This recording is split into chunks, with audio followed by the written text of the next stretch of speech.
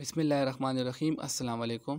پاکستان کی تاریخ میں کوئی بھی وزیر اعظم اپنے 5 سال مدت پوری نہ کر سکا، اور اس کی خاص وجہ یہ تھی کہ کچھ وزیر اعظم کو مارشل لاء کے ذریعے ہٹایا گیا، کچھ وزیر اعظم کو جو تھے کورٹ نے نااہل کیا، اور کچھ وزیر اعظم جو تھے ان کو اپنے صدر نے 58(2) کے تحت ہٹایا۔ پاکستان میں جو روایت رکھی گئی تو سب سے پہلے سکندر مرزا صاحب نے 50s میں محمد علی بوگرا، اس کے بعد پیروز خان نون کو فارغ کیا۔ اس کے بعد ایوب خان صاحب کی حکومت رہی، اور پھر بھٹو صاحب آئے تو بھٹو صاحب کو ضیاء الحق صاحب نے نہ صرف مارشل لاء لگا کر ان کے اقتدار کو ختم کیا بلکہ عدالت کے ذریعے ان کو پھانسی دی۔ اس کے بعد 90s میں زیادہ تر جو حکومت آئی تو نواز شریف صاحب کی تھی یا بے نظیر صاحبہ کی تھی، تو باری باری ان کو اس وقت کے جو صدر تھے فاروق لغاری، اور اس سے پہلے جو تھے غلام اسحاق خان، تو انہوں نے ان کو 58(2) کا استعمال کر کے ان کو نااہل کیا۔ اسی طرح 2000 میں جو تھی مشرف صاحب کی مارشل لاء لگی۔ اس کے بعد پیپل پارٹی کی جب گورنمنٹ آئی تو یوسف رضا گیلانی کو عدالت نے نااہل قرار دیا، اور وہ بھی اپنی 5 سال مدت پوری نہ کر سکے۔ اس کے بعد 2016-17 کو نواز شریف صاحب کو عدالت نے نااہل قرار دیا، اور وہ بھی اپنی 5 سالہ مدت پوری نہ کر سکے۔ اب موجودہ دور میں جیسا کہ آپ جانتے ہیں 58(2) بھی ختم ہو چکی ہے، مارشل لاء کا راستہ بھی رک چکا ہے، وہ بھی نہیں لگ سکتی۔ تو اس دوران اپوزیشن کے پاس جو ہے 2 راستے ہیں، یا تو وہ اسمبلی میں آئے اور وزیر اعظم صاحب کے خلاف عدم اعتماد کرے، یا وہ ان کے پاس دوسرا راستہ ہے کہ عدالت ان کو نااہل قرار دے سکتی ہے۔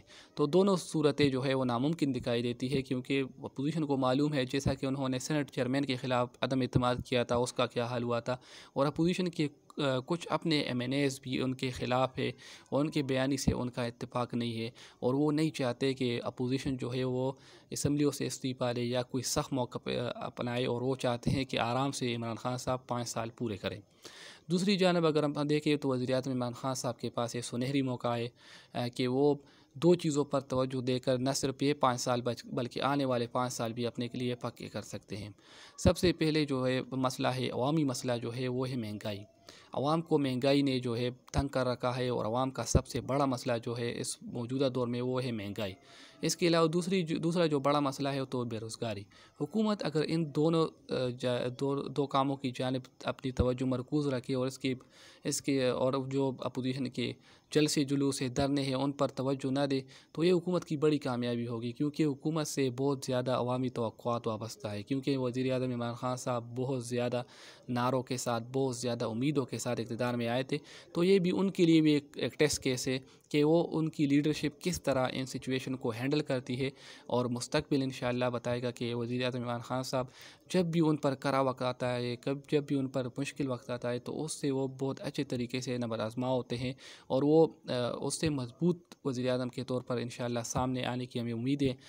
تو انشاءاللہ امید ہے کہ وزیر اعظم عمران خان صاحب اپوزیشن کی تمام تر دعووں کو، اپوزیشن کی تمام تر جلسوں کو، اپوزیشن کی تمام تر دھرنوں کو یکسر ان کو اگنور کر کے وہ عوامی جو مشکلات ہیں ان کی طرف توجہ دیں گے، اور انشاءاللہ عوامی توقعات پر پورا اتریں گے انشاءاللہ۔